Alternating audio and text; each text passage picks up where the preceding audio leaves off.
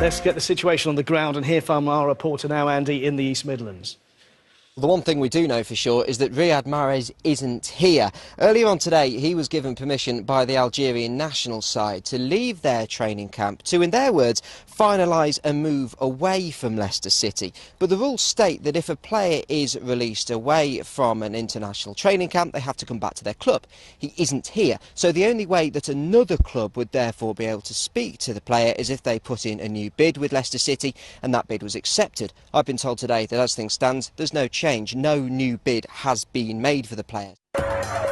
Hello, I'm Christian Hewgill here in the East Midlands. A teenage racing driver who had both legs amputated after a crash at Donington Park is back behind the wheel. Billy Munger drove this adapted racing car just 11 weeks after the accident. And around 15 firefighters had to tackle a blaze at this Burger King in Nottingham today. An eyewitness said he ran into the restaurant to tell customers to get out as they were unaware of the danger. Weather, a dry and bright start tomorrow with cloud and maybe showers later. Warm, highs of 27. This morning, America woke up to some massive news about its president and his son.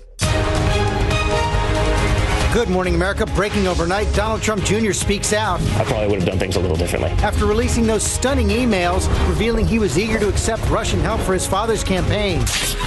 Dramatic, eh? This is Newsbeat's Christian Hewgill, and yes, Donald Trump has had to defend his son, Donald Jr., after an American newspaper got hold of emails he sent to a Russian lawyer. She was promising to give Don Jr. information from the Russian government that would have damaged his dad's election opponent, Hillary Clinton.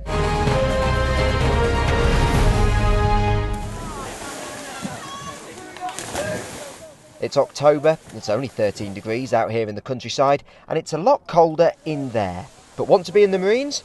Well, you'd better get used to it. A key part of today is teaching these 16 and 17-year-olds they're capable of even more than they thought. That includes jumping into freezing cold lakes and even conquering fears of heights by abseiling off the college roof.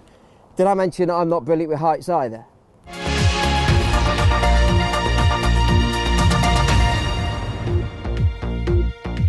Our reporter Christian Hewgill is live there for us now. Christian, bring us up to date on exactly what's happened.